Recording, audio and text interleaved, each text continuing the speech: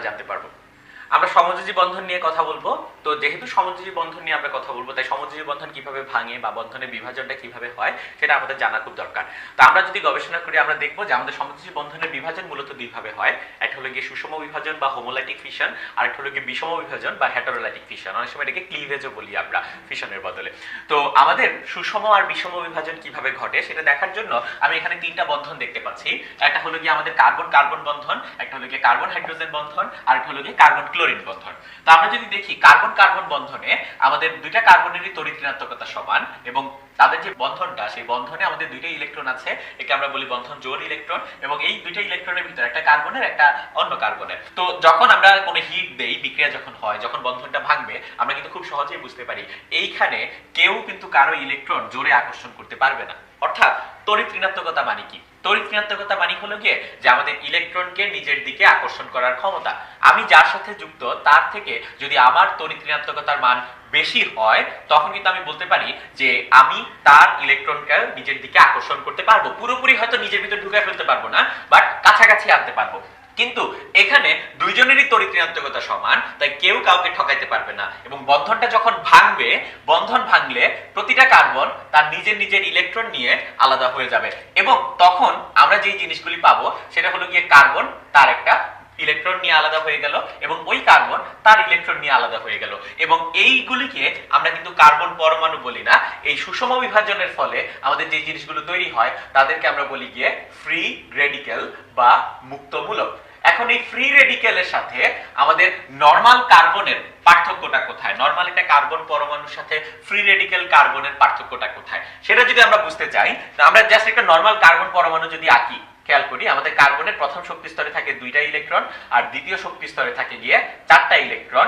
এরপরে শক্তি স্তরগুলি খালি থাকে, কারণ সেখানে কোনো ইলেকট্রন আপাতত নাই। তো কার্বনের যখন বন্ধন তৈরি হচ্ছিল, এখানে যখন কার্বন কার্বন বন্ধন ছিল, সেটাকে যদি আমরা একটু দেখাই, সেটা এরকম: প্রথম শক্তি স্তরে দুইটা, দ্বিতীয় শক্তি স্তরে চারটা, এবং পাশে আরেকটা কার্বন ছিল, সেই কার্বনেরও দ্বিতীয় শক্তি স্তরে ইলেকট্রন ছিল গিয়ে চারটা, আর প্রথম শক্তি স্তরে ছিল দুইটা। আমরা যখন বন্ধন ভাঙি, বন্ধন ভাঙার সময় কি করি? বন্ধন ভাঙার জন্য আমাদের তাপ দেয়া লাগে। আমরা যখন তাপ দেই, তখন এই দুইটা ইলেকট্রনের মাঝখানে যেহেতু বন্ধন, যে তারা সেই তাপটা গ্রহণ করে, তাপটা গ্রহণ করে বন্ধনটা ভেঙে যায়। এবং আরেকটা যেটা কাজ হয়, এই ইলেকট্রনটার কথা বলছি আমি, খেয়াল করি, এই ইলেকট্রনটা হলো আমার এই ইলেকট্রনটা, যখন সে তাপ পায়, বন্ধন যখন আমরা ভাঙতে চাই, বন্ধন তো ভাঙেই, সেই সাথে আমাদের এই ইলেকট্রনটা জাম্প করে একটু বাইরের স্তরে চলে আসে। কিন্তু ইলেকট্রনটা কিন্তু একদম কমপ্লিটলি বের হয়ে যায় নাই।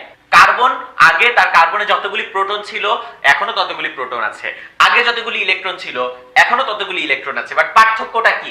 আমরা যদি পার্থক্যটা বুঝতে চাই, এটা হলো একটা কার্বন ফ্রি রেডিক্যালের গঠন, আর একটা কার্বন নরমাল পরমাণুর গঠন হলো গিয়ে এরকম।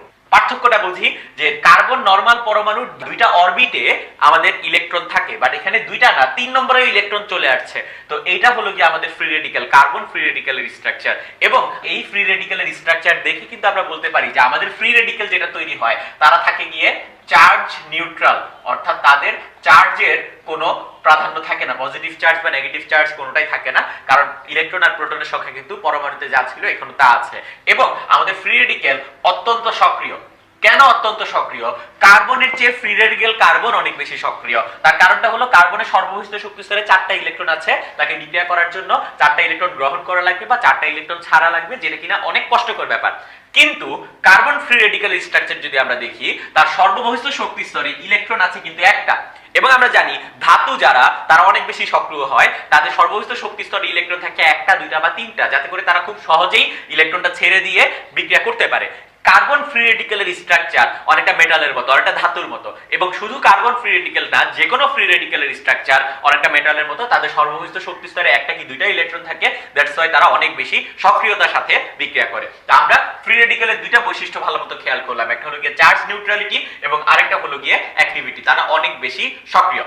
এটা গেল আমাদের সুষম বিভাজন। সুষম বিভাজনের ফলে আমরা দেখলাম আমাদের তৈরি হয় ফ্রি রেডিক্যাল এবং normal free radical charge neutral হয়, নরমাল ফ্রি রেডিক্যাল অনেক বেশি সক্রিয় হয়। উপরের বিভাজনটা আমরা দেখলাম, সেটা হলো সুষম বিভাজনের। নিচের দুইটা বিভাজনে যেটা হবে, কার্বন এই হাইড্রোজেন বন্ডটার দিকে যদি আমরা তাকাই, এখানে কার্বনের ইলেকট্রোনেগেটিভিটি 2.5, হাইড্রোজেনের ইলেকট্রোনেগেটিভিটি 2.1। যখন বন্ধনটা ভাঙবে, যেহেতু কার্বনের তড়িৎ ঋণাত্মকতা বেশি, সে দুইটা ইলেকট্রনই নিজের ভিতর নিয়ে নিতে যাবে। এবং তখন আমরা দেখব আমাদের কার্বন হয়ে যাবে নেগেটিভ চার্জ, হাইড্রোজেন হয়ে যাবে পজিটিভ চার্জ। কার্বনের যে নেগেটিভ চার্জ আমরা পাবো সেটাকে আমরা বলি গিয়ে কার্বনের অ্যানায়ন, এবং বিষম বিভাজনের ফলে আমরা দেখলাম আমাদের তৈরি হয় কার্বনের অ্যানায়ন, যাকে আমরা সংক্ষেপে বলি কার্বনায়ন। এবং আমরা আরেক প্রকার বিষম বিভাজন দেখতে পারি, যখন কার্বন তার চেয়ে বেশি তড়িৎ ঋণাত্মক কোনো মৌলের সাথে সমযোজী বন্ধনের সাথে যুক্ত থাকবে এবং বন্ধনটা যখন ভাঙবে তখন আমাদের এই দুইটা ইলেকট্রনই অধিক তড়িৎ ঋণাত্মক বিশিষ্ট অন্য মৌলটা নিয়ে নিবে এবং কার্বন তখন হয়ে যাবে পজিটিভ চার্জ, ক্লোরিন হবে নেগেটিভ চার্জ, এবং কার্বনের যে পজিটিভ চার্জ আমরা পাই তাকে আমরা বলি কার্বোক্যাটায়ন বা কার্বনিয়াম আয়ন। অর্থাৎ আমাদের সুষম বিভাজনের ফলে নো ম্যাটার হোয়াট আমরা সবসময় ফ্রি রেডিক্যাল পাবো, কিন্তু বিষম বিভাজনের ফলে আমরা কার্বন আয়ন পেতে পারি এবং কার্বোক্যাটায়ন বা কার্বনিয়াম আয়নও পেতে পারি। আমরা কখন কার্বন আয়ন পাবো, কার্বনের নেগেটিভ চার্জ আমরা কখন পাবো, যখন কার্বনের সাথে তার চেয়ে কম তড়িৎ ঋণাত্মকতা বিশিষ্ট মৌল যুক্ত থাকবে তখন আমরা পাবো কার্বন আয়ন, কার্বনের নেগেটিভ চার্জ। কার্বনের সাথে যখন তার চেয়ে বেশি তড়িৎ ঋণাত্মকতা বিশিষ্ট মৌল যুক্ত থাকবে তখন আমরা পাবো কার্বোক্যাটায়ন। এবং আমরা এখন যে কাজটা করব, আমাদের কার্বন আয়ন এবং কার্বনিয়াম আয়ন দুইটাই আমরা বলতে পারি মূলত তিন প্রকার: primary, secondary, tertiary. 1 degree, 2 degree, 3 degree. এই 1 ডিগ্রি, 2 ডিগ্রি, 3 ডিগ্রি বা primary, secondary, tertiary carbonium ion এবং কার্বোক্যাটায়নের সক্রিয়তা বা তাদের স্থিতিশীলতার ক্রম আমরা এখন আলোচনা করব। আমরা কার্বনিয়াম আয়ন এবং কার্বন আয়নের সক্রিয়তা নিয়ে জানবো, অর্থাৎ 1 degree, 2 degree, 3 degree carbonium ion বা কার্বোক্যাটায়ন বা কার্বন আয়নের ভিতর কোনটা বেশি সক্রিয়, কোনটা কম সক্রিয়, বা কোনটা বেশি স্থিতিশীল, কোনটা কম স্থিতিশীল, সেগুলো সম্পর্কে আমরা জানবো। তো সেগুলো সম্পর্কে জানার আগে আমাদের একটা জিনিস জানা দরকার, সেটা হলো অ্যালকাইল মূলক বা আর এর একটা বৈশিষ্ট্য যেটা কিনা ধনাত্মক আবেশধর্মী। এই কথাটার মানে কি, যে আমরা বিভিন্ন সময় ব্যবহার করব বা করি যে অ্যালকাইল মূলক ধনাত্মক আবেশধর্মী, এবং সেই জন্য এই বিহেভিয়ারটা আমরা দেখি। এখন ধনাত্মক আবেশধর্মী মানে কি? ধনাত্মক আবেশধর্মী মানে হলো যে আমি ধনাত্মক হতে চাই, আমি পজিটিভ হতে চাই। যদি আমি পজিটিভ হতে চাই তাহলে আমি অন্যের দিকে আমার যে ইলেকট্রনগুলো আছে সেই ইলেকট্রনগুলো অবশ্যই পাস করে দিচ্ছি। অর্থাৎ আমার ধর্ম যদি পজিটিভ হওয়া হয় তাহলে আমি ইলেকট্রন বা নেগেটিভগুলো পার করে দিব, বাকি যেটা থাকবে সেটাতে আমি পজিটিভ হয়ে থাকবো। তো এখন অ্যালকাইল মূলক বলতে আমরা এরকম বুঝাই যে অ্যালকাইল মূলকের সাধারণ সংকেত হলো CnH2n+1। আমি যদি n এর জায়গায় 1 বসাই আমরা পাই CH3, n এর জায়গায় 2 বসালে আমরা পাই C2H5, যেটাকে আমরা CH2CH3 আকারে লিখতে পারি। তো আমরা দেখতে পাচ্ছি যে আমাদের এখানে যে একটা অ্যালকাইল গ্রুপ আছে, অ্যালকাইল গ্রুপের সাথে Z যে কোনো একটা বিকারক যুক্ত, আর নিচে আমরা আরেকটা অ্যালকাইল গ্রুপ দেখতে পাচ্ছি তার সাথে Z যে কোনো একটা বিকারক যুক্ত আছে। তো আমরা যদি প্রথম উদাহরণটাই দেখি যে কেন অ্যালকাইল গ্রুপ ধনাত্মক আবেশধর্মী হয়, তার কারণটা হলো এখানে কার্বন যে তার তড়িৎ ঋণাত্মকতা 2.5 আর হাইড্রোজেন যে তার তড়িৎ ঋণাত্মকতা 2.1। যেহেতু কার্বনের তড়িৎ ঋণাত্মকতা বেশি তাই এই বন্ধনের যে ইলেকট্রনগুলো সেগুলো কার্বনের দিকে বেশি শিফট হয়ে যায়, এবং প্রতিটা কার্বন হাইড্রোজেন বন্ডের কিন্তু একই অবস্থা হবে, যে অর্থাৎ আমাদের যে সেন্ট্রাল যে কার্বন, কেন্দ্রীয় যে কার্বন, সেই কেন্দ্রীয় কার্বনের ইলেকট্রনের ঘনত্ব অনেক বেশি হয়ে যাচ্ছে। যখন আমাদের কেন্দ্রীয় কার্বনের ইলেকট্রনের ঘনত্ব অনেক বেশি হয়ে যাচ্ছে, সে তার ওই ইলেকট্রনটা এই জেড এর সাথে সে যুক্ত, সে জেড এর দিকে পাস করে দিচ্ছে। অর্থাৎ সে যেহেতু ইলেকট্রন পাস করে দিচ্ছে তার মানে সে নিজে পজিটিভলি চার্জড হবে, অর্থাৎ সে নিজে হলো গিয়ে ধনাত্মক আবেশধর্মী। আমরা যদি নিচের উদাহরণটা দেখি, এখানেও একই কাহিনী। প্রতিটা কার্বন হাইড্রোজেন বন্ড থেকে ইলেকট্রন কার্বনের কাছে এসে জমা হয়, কার্বনের তড়িৎ ঋণাত্মকতা বা ইলেকট্রন ডেনসিটি অনেক বেড়ে যায়, তো সেই কার্বনটা ইলেকট্রন পাস করে। তো তখন আবার এই কার্বনের ইলেকট্রনের ঘনত্ব অনেক বেড়ে যাচ্ছে, এই কার্বন আবার ইলেকট্রন পাস করতেছে। তাহলে এখন যদি আমি নরমালি প্রশ্ন করি যে আমার মিথাইল যেই অ্যালকাইল গ্রুপটা ছিল সে আমার যতটুকু ইলেকট্রন পাস করছে, ইথাইল যেই অ্যালকাইল গ্রুপটা আছে সে কি তার চেয়ে বেশি ইলেকট্রন দিচ্ছে না কম ইলেকট্রন দিচ্ছে? অবশ্যই আমি বলতে পারি ইথাইল যেটা কিনা আকারে বড় অ্যালকাইল গ্রুপ সে আমার নরমালের চেয়ে বেশি ইলেকট্রন দিচ্ছে, কারণ আগের বার আমার 3টা হাইড্রোজেন ইলেকট্রন পাস করছিল কার্বনের দিকে, এখন আমার 5টা হাইড্রোজেন ইলেকট্রন পাস করছে কার্বনের দিকে। অর্থাৎ অ্যালকাইল মূলকের আকার যত বড় হবে তার ধনাত্মক আবেশধর্মিতা তত বাড়বে বা তার ইলেকট্রন ঠেলে দেওয়ার প্রবণতা তত বাড়বে। এই কথাটা অ্যালকাইল মূলক যে ধনাত্মক আবেশধর্মী বা অ্যালকাইল মূলক যে ইলেকট্রন ঠেলে দেয়, এই কথাটা জানলে আমরা এখন কার্বনিয়াম আয়ন এবং কার্বন আয়নের সক্রিয়তার ক্রম ব্যাখ্যা করতে পারবো। কাদের মাঝখানে সক্রিয়তা আমরা দেখি, এখানে আমরা কার্বোক্যাটায়ন বা কার্বনিয়াম আয়ন দেখতে পাচ্ছি। আমরা এখানে 3 ডিগ্রি, 2 ডিগ্রি, 1 ডিগ্রি তিনটা কার্বোক্যাটায়ন দেখছি, এবং এই যে পার্থক্যটা আমি করলাম 3 ডিগ্রি, 2 ডিগ্রি, 1 ডিগ্রি, এটা আমি কিসের ভিত্তিতে করলাম? এই ডিগ্রি বা প্রাইমারি, সেকেন্ডারি, টারশিয়ারি যেই কার্বোক্যাটায়ন বা কার্বনিয়াম আয়ন আমরা দেখব। সেটা মূলত করি আমরা কার্বনের সাথে যুক্ত অ্যালকাইল মূলকের সংখ্যার উপর ভিত্তি করে। আমাদের অ্যালকাইল মূলক যখন 3টা কার্বোক্যাটায়নে, তখন তাকে আমরা বললাম 3 ডিগ্রি কার্বোক্যাটায়ন। আমাদের অ্যালকাইল মূলক যখন 2টা, তাকে আমরা বললাম 2 ডিগ্রি কার্বোক্যাটায়ন। অ্যালকাইল মূলক যখন 1টা, তখন আমরা বললাম তাকে 1 ডিগ্রি কার্বোক্যাটায়ন। 1 ডিগ্রি কার্বোক্যাটায়নের আরেকটা নাম হলো প্রাইমারি কার্বোক্যাটায়ন। 2 ডিগ্রি কার্বোক্যাটায়নকে আমরা বলি সেকেন্ডারি কার্বোক্যাটায়ন, আর 3 ডিগ্রি কার্বোক্যাটায়নকে আমরা বলি গিয়ে টারশিয়ারি কার্বোক্যাটায়ন। এখন আমাদের প্রশ্ন হলো, আউট অফ দিস 3 কোনটা সবচেয়ে বেশি সক্রিয় বা কোনটা সবচেয়ে বেশি স্থিতিশীল? যেহেতু তারা কার্বোক্যাটায়ন, আমি চিন্তা করব আমার সেন্ট্রাল যে কার্বন, কেন্দ্রীয় যে কার্বন, সেই কার্বনের পজিটিভ চার্জ যার জন্য বেশি হবে, সেইটা আমার সবচেয়ে বেশি শক্তিশালী কার্বোক্যাটায়ন হবে। কিন্তু আমি দেখতে পাচ্ছি 1 ডিগ্রি, 2 ডিগ্রি, 3 ডিগ্রি, তিনটার ক্ষেত্রেই আমাদের কেন্দ্রীয় কার্বনের পজিটিভ চার্জ একটা, তাহলে তো সবাই সমান সক্রিয়। কিন্তু না, এখানে আমার অ্যালকাইল মূলকের প্রভাবটা কনসিডার করা লাগবে। অ্যালকাইল মূলক যে কাজটা করে, অ্যালকাইল মূলক 3 ডিগ্রিতে 3টা অ্যালকাইল মূলক আছে, 3 দিক থেকে আমরা দেখব যে আমাদের ইলেকট্রন এই কেন্দ্রীয় কার্বন এর দিকে আসছে। অর্থাৎ আমার এই কার্বোক্যাটায়ন যেটা, সেই কার্বোক্যাটায়নের পরিমাণটা, কার্বোক্যাটায়নের পজিটিভ চার্জের ঘনত্বটা কিন্তু অনেকাংশেই কমে যাবে এই ইলেকট্রন আসার ফলে। যখন আমরা এই 2 ডিগ্রির জন্য চিন্তা করব, 3 ডিগ্রিতে 3 দিক থেকে ইলেকট্রন আসতেছিল, 2 ডিগ্রিতে আমার ইলেকট্রন আসবে 2 দিক থেকে, কারণ এখানে অ্যালকাইল মূলক 2টা, এবং তখন আমার পজিটিভ চার্জের ঘনত্ব অনেকটুকু হ্রাস পায়। কিন্তু আমি যদি 1 ডিগ্রির জন্য চিন্তা করি, 1 ডিগ্রিতে আমাদের অ্যালকাইল মূলক একটা, এবং একটা অ্যালকাইল মূলক শুধুমাত্র এক দিক থেকে ইলেকট্রন পাস করে। অর্থাৎ এই তিনটার ভিতর যদি আমি চিন্তা করি আমাদের কার পজিটিভ চার্জের ঘনত্ব সবচেয়ে বেশি, অ্যানসারটা হলো 1 ডিগ্রি। কেন? কারণ তার পজিটিভ চার্জের ঘনত্ব বেশি। তার কারণ হলো যে আমাদের 1 ডিগ্রিতে শুধুমাত্র এক দিক থেকে ইলেকট্রন আসতেছে, বা 2 ডিগ্রিতে 2 দিক থেকে ইলেকট্রন আসতেছে, 3 ডিগ্রিতে 3 দিক থেকে ইলেকট্রন আসতেছে। এখন আমরা যেটা বললাম, আমাদের এই তিনটার ভিতর সেটাই সবচেয়ে বেশি শক্তিশালী কার্বোক্যাটায়ন হবে যার পজিটিভ চার্জের ঘনত্ব বেশি থাকবে। তিনটার ভিতর সবচেয়ে বেশি পজিটিভ চার্জ হলো গিয়ে 1 ডিগ্রির, তার মানে সক্রিয়তার ভিতর আমাদের 1 ডিগ্রি কার্বোক্যাটায়ন সবচেয়ে বেশি সক্রিয়, এরপরে 2 ডিগ্রি কার্বোক্যাটায়ন, এরপরে হলো গিয়ে 3 ডিগ্রি কার্বোক্যাটায়ন। আর যেটা বেশি সক্রিয় তার মানে সে সবচেয়ে দ্রুত বিক্রিয়া করে, আর যেটা কম সক্রিয় তার মানে সে অনেক আস্তে আস্তে বিক্রিয়া করে। যেটা আস্তে আস্তে বিক্রিয়া করে তার স্থিতিশীলতা বেশি, অর্থাৎ যে বেশি সক্রিয় তার স্থিতিশীলতা কম, আর যে কম সক্রিয় তার স্থিতিশীলতা বেশি। তাই আমরা বলতে পারি আমাদের সক্রিয়তার ক্রম যেটা আসে, স্থিতিশীলতার ক্রম হয় গিয়ে তার ঠিক উল্টাটা, 3 ডিগ্রি, 2 ডিগ্রি, 1 ডিগ্রি। এখন আমরা কার্বোক্যাটায়নের জন্য দেখলাম, আমরা যদি এখন কার্বনায়ন বা কার্বনের নেগেটিভ চার্জের জন্য খেয়াল করি, ঠিক আগের মতোই এটাকে আমরা 3 ডিগ্রি, 2 ডিগ্রি, 1 ডিগ্রিতে ভাগ করে নিলাম। যদি 3টা অ্যালকাইল গ্রুপ থাকে 3 ডিগ্রি, 2টা অ্যালকাইল গ্রুপ থাকলে 2 ডিগ্রি, একটা অ্যালকাইল গ্রুপ থাকলে 1 ডিগ্রি। তো আমাদের এই 3টা কার্বনায়নের ভিতর কোন কার্বনায়ন সবচেয়ে বেশি সক্রিয় হবে, সেটা হলো গিয়ে যার সেন্ট্রাল কার্বনের নেগেটিভ চার্জের পরিমাণ সবচেয়ে বেশি হবে। তো সেন্ট্রাল কার্বনের নেগেটিভ চার্জ কার সবচেয়ে বেশি হবে? তিনজনের তো সমান দেখা যাচ্ছে, বাট তিনটার ভিতর সবচেয়ে বেশি নেগেটিভ চার্জ আমরা দেখতে পাবো 3 ডিগ্রির জন্য। কেন? কারণ এই অ্যালকাইল মূলকগুলো এই 3 ডিগ্রি কার্বনায়নের দিকে আবার ইলেকট্রন পাস করবে, 3 দিক থেকে ইলেকট্রন আসতেছে, তার মানে 3 ডিগ্রির নেগেটিভ চার্জ সবচেয়ে বেশি, আর 1 ডিগ্রির নেগেটিভ চার্জ সবচেয়ে কম, কারণ শুধুমাত্র এক দিক থেকে সে এক্সট্রা ইলেকট্রন পাচ্ছে।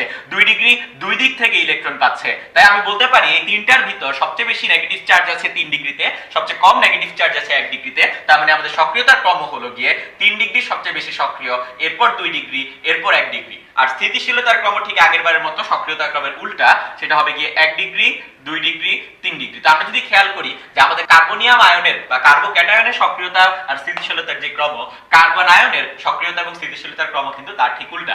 আমাদের খুব ভালো মতো খেয়াল রাখা লাগবে যাতে করে আমরা পরীক্ষার হলে এই জিনিসটা শঙ্করা। আমরা অ্যারোমেটিসিটি নিয়ে কথা বলবো। অ্যারোমেটিসিটি হলো গিয়ে অ্যারোমেটিক যৌগের ধর্ম। তো অ্যারোমেটিক যৌগ বলতে আমরা সাধারণত যেটা বুঝি আমাদের চাকরিক যৌগ, বা শুধুমাত্র চাকরিক যৌগ হলেই কি অ্যারোমেটিক যৌগ হবে? ব্যাপারটা একটু ভিন্ন।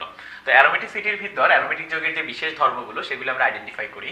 যেমন প্রথম শর্ত যেটা অ্যারোমেটিসিটি, সেটা হলো গিয়ে যে অ্যারোমেটিক যৌগগুলোর অসম্পৃক্ততা থাকবে, এবং সেই অসম্পৃক্ততা আমাদের অ্যালকিন বা অ্যালকাইনের মতো না, অসম্পৃক্ততা একটু ভিন্ন ধরনের। যার ভিতর প্রথম এক্সাম্পল হিসেবে আমরা বলতে পারি আমাদের অ্যালকিন বা অ্যালকাইনের অসম্পৃক্ততা আমরা টেস্ট করি বেয়ার পরীক্ষা দিয়ে। এখানে এখানে বেয়ার পরীক্ষা আমাদের অ্যারোমেটিক যৌগ যারা তারা কিন্তু বেয়ার পরীক্ষা দেয় না। অর্থাৎ নরমাল দ্বিবন্ধন বা ত্রিবন্ধনে যে পাই বন্ধন থাকে এবং অ্যারোমেটিক যৌগের যে পাই বন্ধন তাদের গঠন আলাদা, এবং যেটা কিনা আমরা রেজোনেন্সের থেকেও বুঝতে পারি।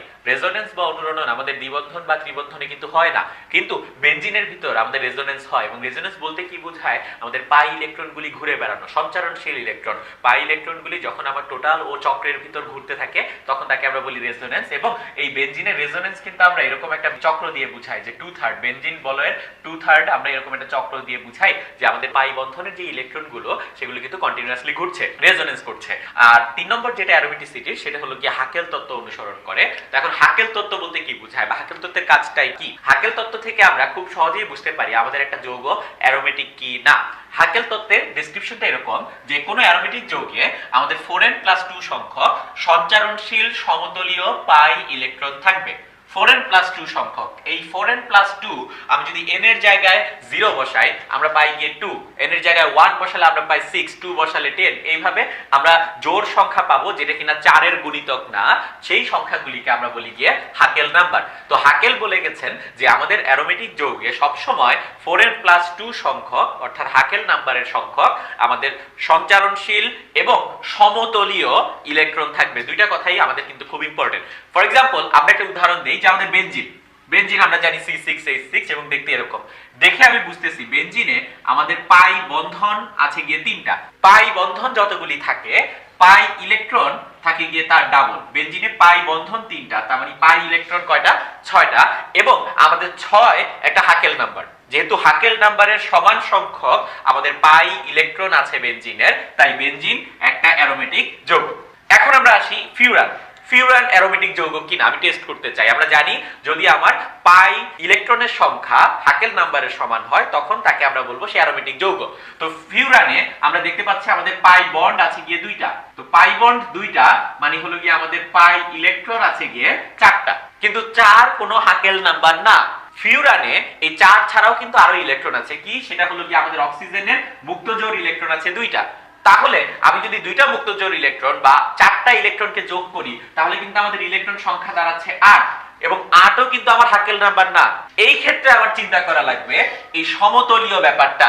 ফিউরানের এই অক্সিজেনের যে 4টা ইলেকট্রনের ভিতর 2টা ইলেকট্রন আমাদের আগের পাই ইলেকট্রনগুলির সাথে সমতলীয়, একই তলে তারা আছে, আর বাকি 2টা ইলেকট্রন অন্য একটা তলে আছে। অর্থাৎ একটা মুক্তজোড় ইলেকট্রন আমাদের পাই ইলেকট্রনগুলির সাথে একই তলে থাকে আর আরেকটা মুক্তজোড় ইলেকট্রন অন্য একটা তলে অবস্থান করে। অর্থাৎ আমি যখন সমতলীয় সঞ্চারণশীল ইলেকট্রন গুনবো আমার ইলেকট্রন হবে গিয়ে 6টা, এবং সেই 6 আমাদের একটা হাকেল নাম্বার। সুতরাং ফিউরান আমাদের একটা অ্যারোমেটিক যৌগ। এখন আমরা এই উদাহরণ দুইটা যদি একটু খেয়াল করি যে সাইক্লোপ্রোপিন এবং সাইক্লোপ্রোপিনিয়াম আয়ন, দুই ক্ষেত্রেই আমাদের পাই ইলেকট্রন সংখ্যা 2টা, কিন্তু তারপরেও আমরা বলি যে আমাদের সাইক্লোপ্রোপিন এবং সাইক্লোপ্রোপিনিয়াম আয়ন, তাদের ভিতর সাইক্লোপ্রোপিন আমাদের অ্যারোমেটিক যৌগ না, কিন্তু সাইক্লোপ্রোপিনিয়াম আয়ন অ্যারোমেটিক যৌগ। এর কারণ কি? এর কারণ হলো যদিও দুইটাতেই আমাদের পাই ইলেকট্রন 2টা করে এবং 2 কিন্তু একটা হাকেল নাম্বার, বাট আমাদের সাইক্লোপ্রোপিনের বাই বন্ডের যে পাই ইলেকট্রন সেই ইলেকট্রনগুলো সঞ্চারণশীল না, সেই ইলেকট্রনগুলো মুভ করে না। কিন্তু আমাদের সাইক্লোপ্রোপিনিয়াম আয়নের পাই ইলেকট্রনগুলো আমাদের এই পজিটিভ চার্জকে রিচ করার জন্য কিন্তু কন্টিনিউয়াসলি মুভ করে। আমরা যদি রেজোনেন্সটা দেখতে চাই ব্যাপারটা এরকম যে আমাদের এখানে 3টা কার্বন আছে, 3টা কার্বনের ভিতর এই কার্বনের ইলেকট্রন ঘাটতি আছে। তো এই ইলেকট্রন ঘাটতি মেটানোর জন্য আমাদের এই বন্ধনটা যখন এখানে শিফট হয় তখন আমার এখানে কিন্তু আর কোনো ইলেকট্রন ঘাটতি থাকে না, কিন্তু তখন এই কার্বনের ইলেকট্রন ঘাটতি দেখা দেয়। অর্থাৎ ফার্স্ট রেজোনেন্সের পর আমরা দেখব যে আমাদের স্ট্রাকচারটা অনেকটা এরকম দাঁড়ায়, আমাদের পাই বন্ডটা এখানে শিফট হয়ে আসে আর এখানে আমাদের পজিটিভ চার্জটা আসে। এরপর এই পজিটিভ চার্জকে নিউট্রাল করার জন্য পাই বন্ডটা আবার এইখানে শিফট হয়। তখন আমরা যে কাঠামোটা দেখব সেটা হলো কি আমাদের পাই বন্ডটা এখানে, আর তখন পজিটিভ চার্জ এই কোণার কার্বনে চলে আসে এবং এই কার্বনের পজিটিভ চার্জকে নিউট্রাল করার জন্য পাই বন্ড আবার রেজোনেন্স করে এখানে আসে এবং তখন আমরা আবার আমাদের এই প্রথম স্ট্রাকচারটা পাই। অর্থাৎ সাইক্লোপ্রোপিনে 2টা ইলেকট্রন আছে, 2টা পাই ইলেকট্রন আছে এবং 2টা পাই ইলেকট্রন আমাদের হাকেল নাম্বার মেনে চলে, বাট তার ইলেকট্রন 2টা রেজোনেন্স করে না, সঞ্চারণশীল না, এইজন্য সাইক্লোপ্রোপিন অ্যারোমেটিক যৌগ না। কিন্তু সাইক্লোপ্রোপিনিয়াম আয়ন আমাদের একটা অ্যারোমেটিক আয়ন বা অ্যারোমেটিক যৌগ হিসেবে আমরা কনসিডার করতে পারি। আমরা হাইড্রোকার্বন নিয়ে আলোচনা করব। তো হাইড্রোকার্বন বলতে আমরা বুঝাই যে কার্বন এবং হাইড্রোজেনের কম্পাউন্ড। তো কার্বন এবং হাইড্রোজেনের কম্পাউন্ড মূলত 2 প্রকার, একটা হলো গিয়ে সম্পৃক্ত এবং আরেকটা হলো অসম্পৃক্ত। তো সম্পৃক্ত হাইড্রোকার্বন বলতে আমরা বুঝাই অ্যালকেন এবং অসম্পৃক্ত হাইড্রোকার্বন বলতে আমরা সাধারণত বুঝাই অ্যালকিন এবং অ্যালকাইন। এবং আমরা জানি আমাদের অ্যালকেনের কার্যকরী মূলক হলো গিয়ে কার্বন কার্বন একক বন্ধন এবং অ্যালকিনের কার্যকরী মূলক হলো কার্বন কার্বন দ্বিবন্ধন, অ্যালকাইনের কার্যকরী মূলক হলো গিয়ে কার্বন কার্বন ত্রিবন্ধন। তো আমরা সবার আগে অ্যালকেন নিয়ে আলোচনা করব এবং অ্যালকেনের প্রস্তুতি বা গঠন নিয়ে আলোচনা করব। তো অ্যালকেন যেটা, অ্যালকেনকে আমরা অনেকভাবে প্রকাশ করতে পারি, আর বন্ড এইচ বা আর বন্ড আর বা আর বন্ড আর প্রাইম ইত্যাদি বিভিন্ন ভাবে প্রকাশ করি। জেনে নেওয়া দরকার এখানে আর দিয়ে আমি অ্যালকাইল গ্রুপ বুঝাচ্ছি।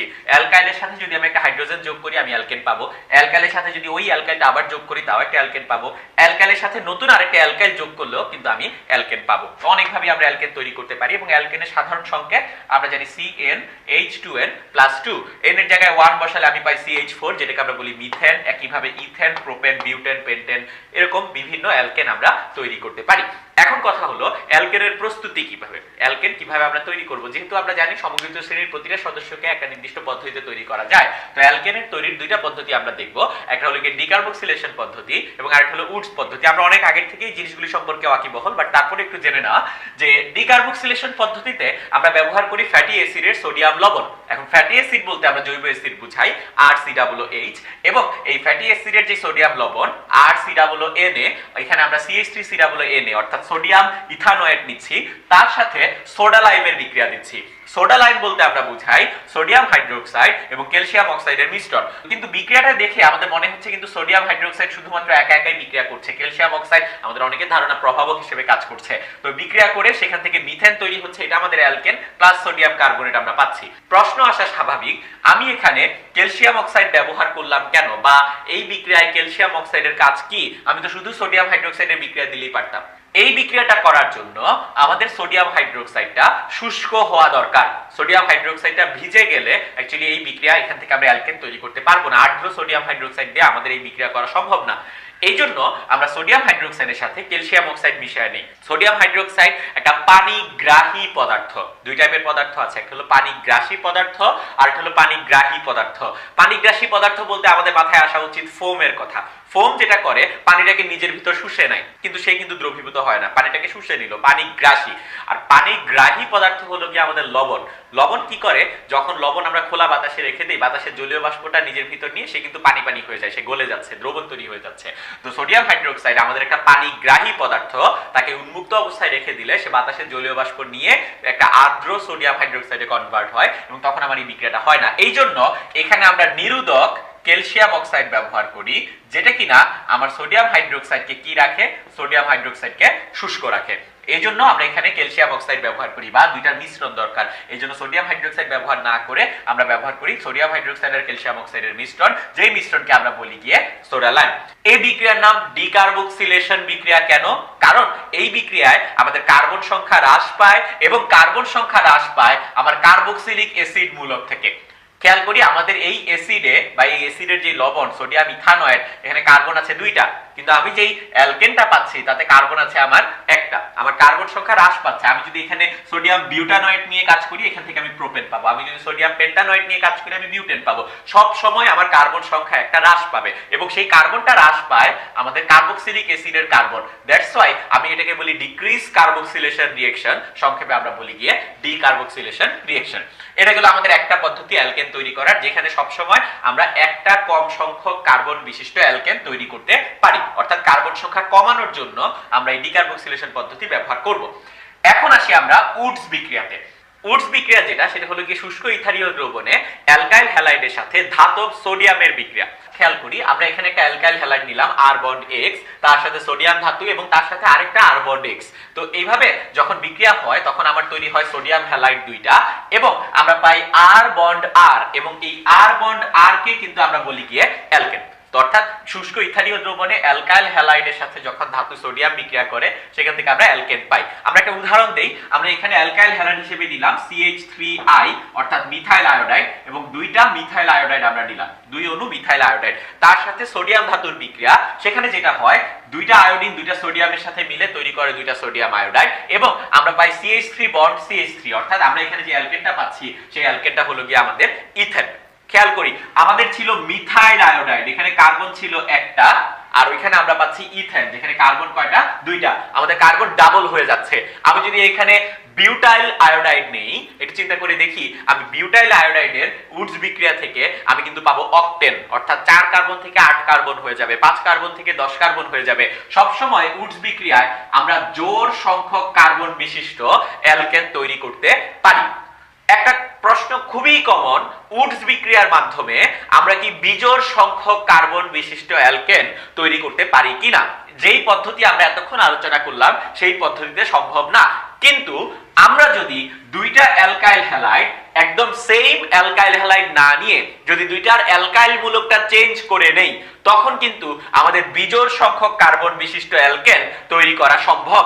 যেমন আমি এখানে দেখাতে চাচ্ছি যে অ্যালকাইল হ্যালাইডের সাথে সোডিয়াম এবং আরেকটা অ্যালকাইল হ্যালাইড, এবং এই দুইটা অ্যালকাইল মূলক কিন্তু সেম না, তখন আমার মোট 3টা অ্যালকেন তৈরি হয়। একটা অ্যালকেন হয়, এই অ্যালকাইল মূলকটা ডাবল হবে আর বন্ড আর, আরেকটা হলো কি আরেকটা অ্যালকাইল মূলক ডাবল হবে আর প্রাইম বন্ড আর প্রাইম, এবং আরেকটায় আবার এই দুইটা অ্যালকাইল মূলক অ্যাড হবে আর বন্ড আর প্রাইম, এবং সেখান থেকে আমরা পাবো সোডিয়াম হ্যালাইড। উদাহরণ হিসেবে আমি দেখতে পাচ্ছি আমার মিথাইল ক্লোরাইড এবং ইথাইল ক্লোরাইড, আমার দুইটা অ্যালকাইল মূলকের দিকে যদি আমি তাকাই, একটা হলো CH3 আরেকটা হলো গিয়ে CH2CH3, এই দুইটা অ্যালকাইল মূলক আছে। এই দুইটা অ্যালকাইল মূলক থেকে আমি মোট 3টা অ্যালকেন পাচ্ছি, এবং 3টা অ্যালকেন কি কি আমি কিন্তু মুখে মুখেই বলে দিতে পারি। আমার এই মিথাইল মূলক ডাবল হবে, মিথাইল মূলক ডাবল হলে আমি এখান থেকে পাবো CH3 বন্ড CH3 মানে C2H6, একটা অ্যালকেন হবে আমার ইথেন 2 কার্বনের।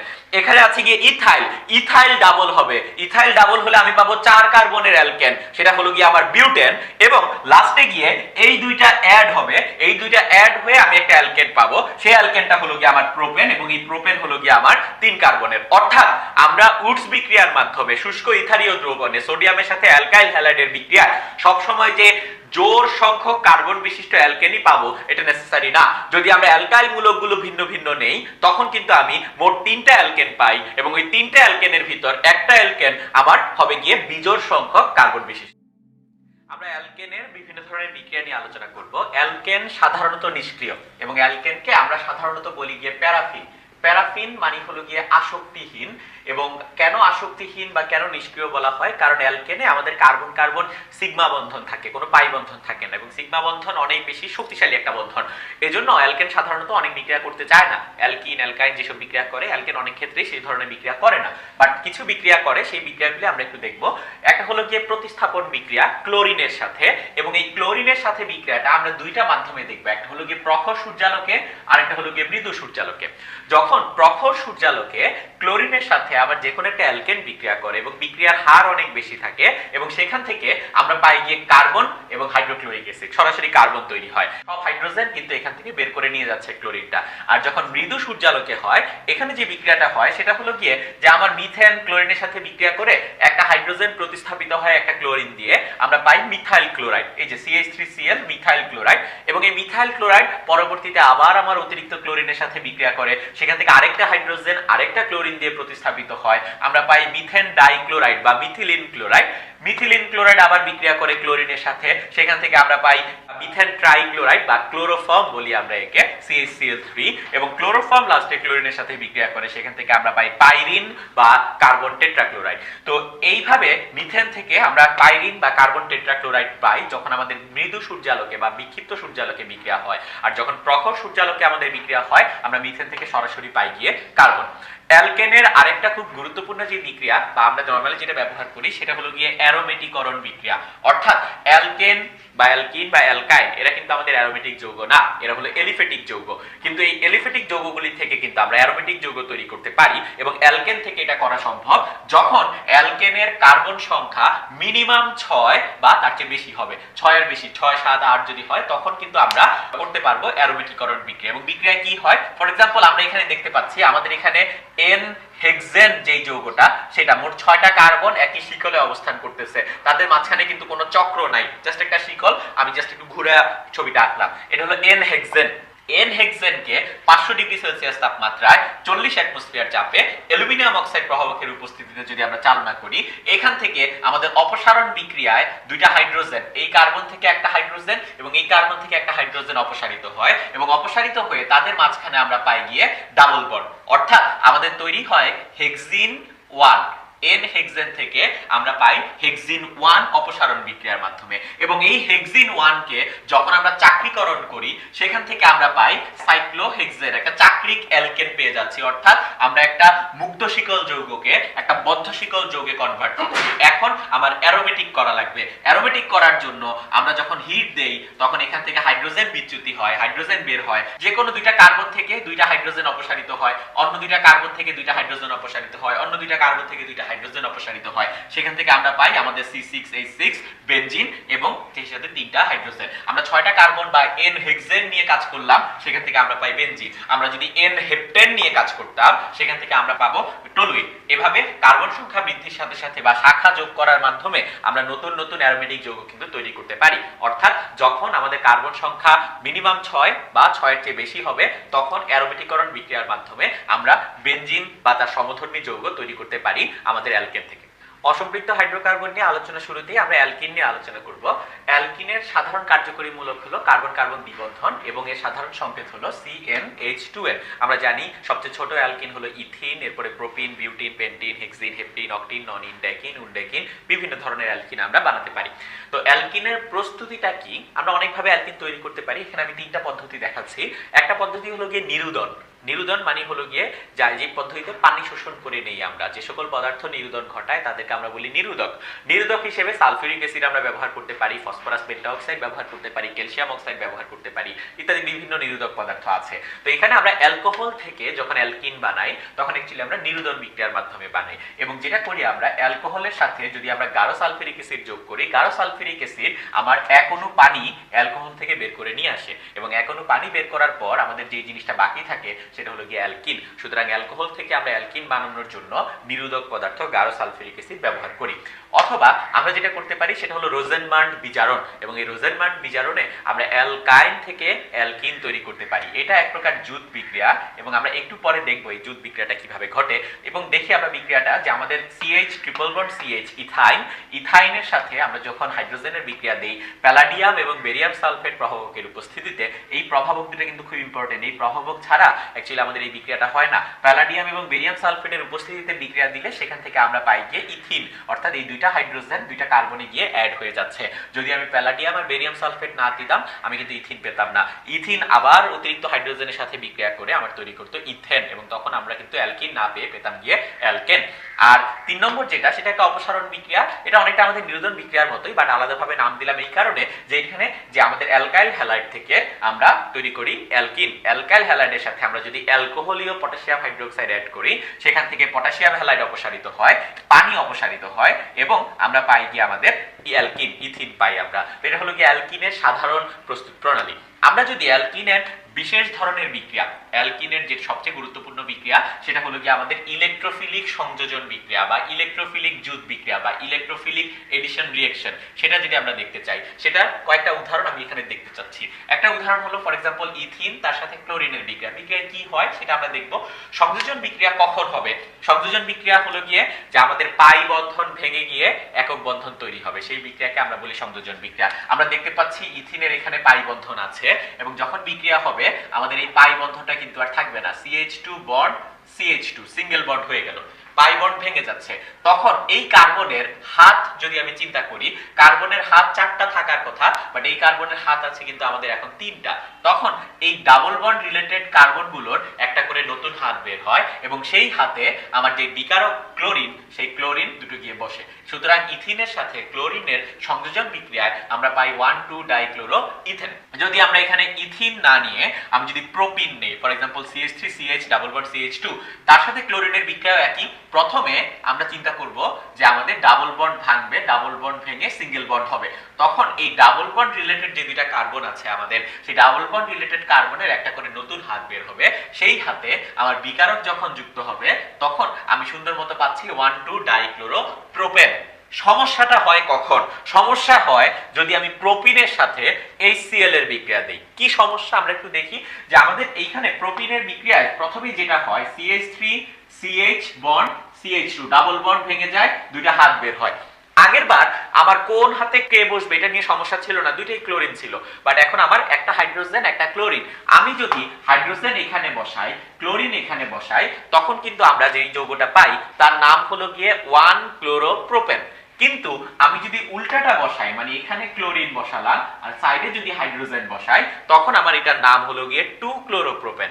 এখন কথা হলো প্রোপিনের সাথে হাইড্রোক্লোরিক অ্যাসিডের বিক্রিয়ায় আমার কোনটা তৈরি হবে, 1 ক্লোরোপ্রোপেন নাকি 2 ক্লোরোপ্রোপেন? এটা আমাদের প্রশ্ন। এবং এই সমস্যাটা কেন হয়? এই সমস্যাটা হয় গিয়ে আমাদের একটা অপ্রতিসম অ্যালকিনের সাথে একটা অপ্রতিসম বিকারকের সংযোজন বিক্রিয়ার ক্ষেত্রে আমরা এই ধরনের সমস্যায় পড়ব। খেয়াল করি, প্রথমবার আমরা একটা প্রতিসম অ্যালকিনের সাথে প্রতিসম বিকারকের বিক্রিয়া দিচ্ছি, পরের বার আমরা একটা অপ্রতিসম অ্যালকিনের সাথে প্রতিসম বিকারকের বিক্রিয়া দিচ্ছি, কোনো সমস্যা হয় নাই। কিন্তু যখন দুইটাই অপ্রতিসম তখন কিন্তু আমাদের একটু সমস্যা হবে। আমরা এই অপ্রতিসম ব্যাপারটা যদি আরেকটু ক্লিয়ার হই যে অ্যালকিন কখন অপ্রতিসম হবে, ফর এক্সাম্পল আমি একটা উদাহরণ দিলাম, CH2 ডাবল বন্ড CH2, এই অ্যালকিনটা আমাদের প্রতিসম না অপ্রতিসম?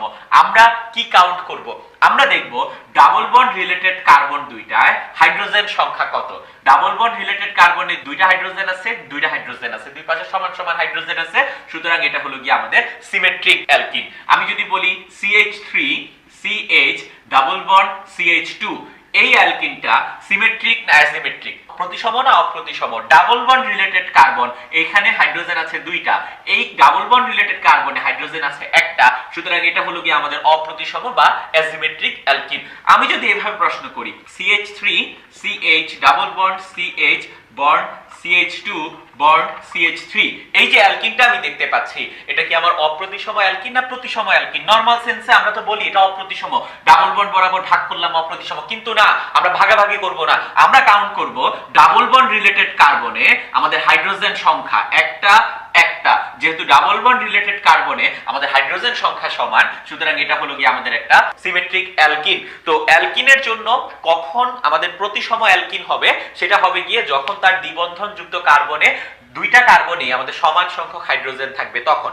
এবং আমরা যে সমস্যাটা পড়লাম সেটা হলো গিয়ে আমাদের অপ্রতিসম অ্যালকিনের সাথে অপ্রতিসম বিকারকের বিক্রিয়ায় আমাদের দুইটা উৎপাদ তৈরি হতে যাচ্ছে। যেমন প্রোপিনের সাথে HCl এর বিক্রিয়ায় আমরা যদি প্রথমে যেভাবে লিখলাম সেভাবে লিখলে আমরা পাবো 1 ক্লোরোপ্রোপেন, দ্বিতীয়ত ব্র্যাকেট দিয়ে যেভাবে লিখলাম সেটা দিলে আমরা পাবো 2 ক্লোরোপ্রোপেন। কোনটা আমাদের অ্যান্সার হবে, কোনটা উৎপন্ন হবে, এই ব্যাপারে আমাদের একটা সূত্র আছে, সেটা হলো গিয়ে মার্কোনিকভ সূত্র।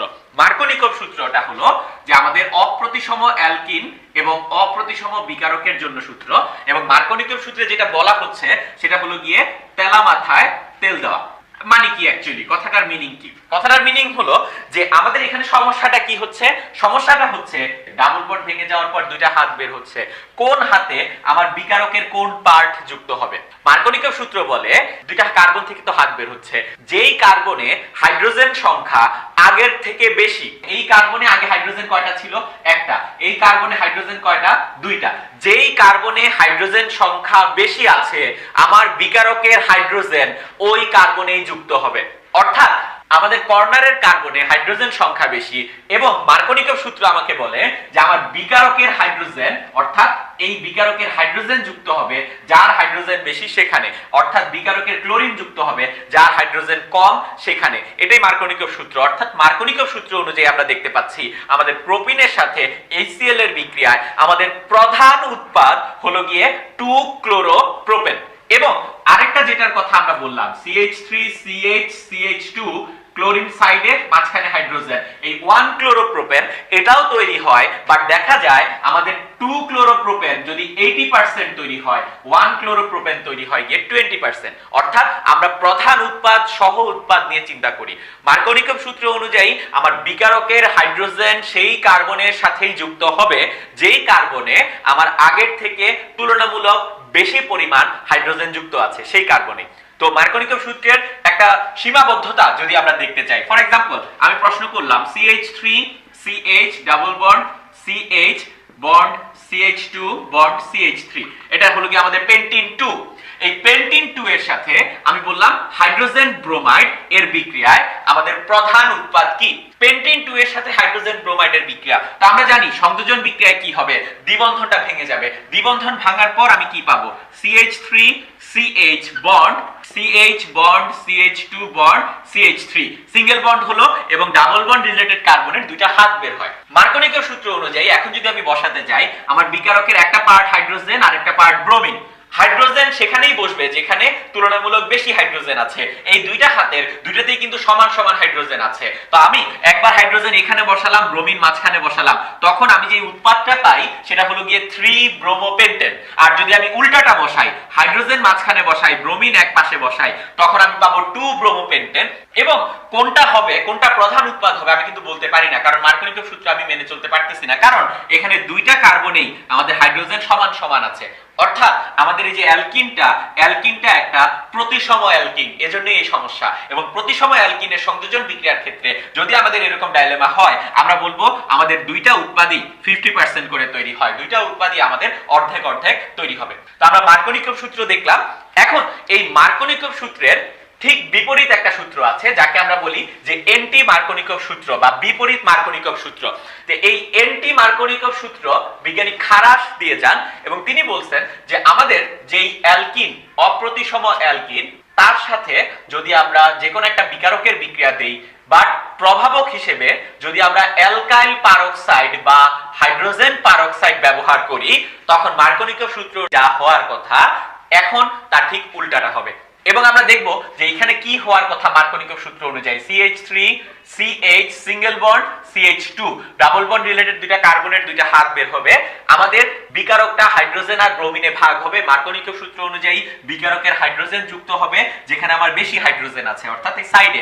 অর্থাৎ আমি মার্কোনিকভ সূত্র অনুযায়ী 2 ব্রোমোপ্রোপেন পাওয়ার কথা। কিন্তু এন্টি মার্কোনিকভ সূত্র বলে যখন আমার প্রভাবক হিসেবে অ্যালকাইল পারক্সাইড বা হাইড্রোজেন পারক্সাইড ব্যবহৃত হবে, তখন মার্কোনিকভের সূত্রের ঠিক উল্টাটা আমরা বসাবো। অর্থাৎ আমাদের অ্যান্সার হবে গিয়ে তখন প্রধান উৎপাদ হবে গিয়ে 1 ব্রোমোপ্রোপেন। সুতরাং আমরা দেখলাম সংযোজন বিক্রিয়া বা জুট বিক্রিয়ার জন্য আমরা দুইটা সূত্র খেয়াল করি, একটা হলো গিয়ে মার্কোনিকভ সূত্র আর একটা হলো খারাসের পারক্সাইড ফলাফল বা খারাসের এন্টি মার্কোনিকভ সূত্র। মার্কোনিকভ সূত্রের দরকার কখন হয় আমাদের? যখন একটা অপ্রতিসম অ্যালকিনের সাথে আমরা একটা অপ্রতিসম বিকারকের বিক্রিয়া দেই, তখন আমাদের দুইটা আউটপুট আসতে পারে, দুইটা উৎপাদ তৈরি হয়। দুইটার ভিতর কোনটা আমাদের প্রধান উৎপাদ, কোনটা সহ উৎপাদ, সেটা বোঝার জন্য আমরা মার্কোনিকভ সূত্রটা ব্যবহার করি। এবং মার্কোনিকভ সূত্র হলো গিয়ে আমার বিকারকের হাইড্রোজেন সেই কার্বনের সাথেই যুক্ত হবে যেই কার্বনে আমার তুলনামূলক হাইড্রোজেন বেশি থাকে। মার্কোনিকভ সূত্রের বিপরীত যে সূত্র সেটা হলো এন্টি মার্কোনিকভ সূত্র, এবং সেটাও অপ্রতিসম অ্যালকিন এবং অপ্রতিসম বিকারকের জন্য প্রযোজ্য। অর্থাৎ এই সূত্রটা হলো যদি আমার পারক্সাইড প্রভাবক হিসেবে আমরা ব্যবহার করি, সেখানে মার্কোনিকভের রেজাল্ট যা আসার কথা তার উল্টা রেজাল্ট আসবে।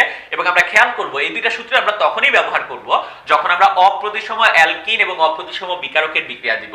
যদি আমাদের প্রতিসম অ্যালকিনের বিক্রিয়া হয় তখন কিন্তু এইসব সূত্র আমার চিন্তা করা লাগবে না, তখন আমার দুইটা উৎপাদই তৈরি হবে 50% এবং প্রতিসম অ্যালকিন এবং অপ্রতিসম অ্যালকিন আমরা কিভাবে বের করি? এই দুইটা আমরা বের করি আমাদের দ্বিবন্ধনের সাথে যুক্ত কার্বনের হাইড্রোজেন সংখ্যার উপর ভিত্তি করে। হাইড্রোজেন সংখ্যা যদি দুইটা সমান হয় তখন তাকে আমরা বলি প্রতিসম অ্যালকিন, আর হাইড্রোজেন সংখ্যা যদি ভিন্ন হয় তখন তাকে আমরা বলি